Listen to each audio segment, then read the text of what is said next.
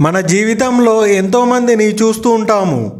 అందులో కొందరు మంచివాళ్ళు, కొందరు చెడ్డవాళ్ళు ఉంటారు. అయితే కొందరు చెడు స్త్రీల ప్రవర్తన చాలా వింతగా ఉంటుంది.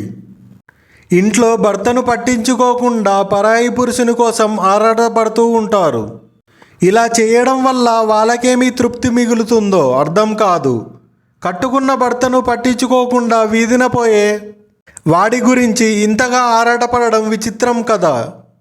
కొందరు స్త్రీలు మరీ దారుణంగా ప్రవర్తిస్తుంటారు. దేవుడిచ్చిన తన అందాలను తన భర్తకు చూపించాలి, కానీ వేరెవరికో చూపించి తృప్తి చెందుతూ ఉంటారు. స్త్రీ మీద సర్వ హక్కులు తన భర్తకు తప్ప ఎవరికీ ఉండవు.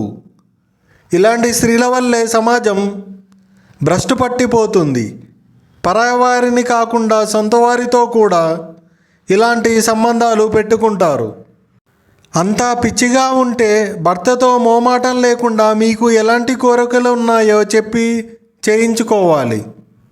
సంసారం, పిల్లలు అనే ధ్యాస లేకుండా ఎప్పుడు పరాయి పురుషుడి కోసం ఎదురు చూడడం.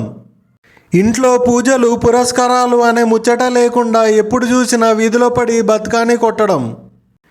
ఎప్పుడు చూసినా చీరలని షాపింగ్లు చేస్తూ ఇంట్లో ఉన్నవాడు తిన్నాడా ఉన్నాడా అనే ధ్యాస అస్సలు లేకుండా ప్రవర్తిస్తూ ఉంటారు. ఇలాంటి స్త్రీల వల్లే మంచిగా ఉన్న స్త్రీలు కూడా చెడిపోతున్నారు. కలలో కూడా పరాయి వాడిని తలుస్తూ వారి గురించే కలలు కంటూ ఉండే స్త్రీలు. ఇలాంటి స్త్రీల వల్లే పురుషులు స్త్రీ అంటేనే అసహించుకుంటున్నారు. కొందరు చేసిన తప్పుడు పనికి అందరూ శిక్షను అనుభవించాలి. పురుషులే తప్పులు చేస్తున్నారంటే ఇలాంటి స్త్రీలు మరింత దిగజారిపోతున్నారు.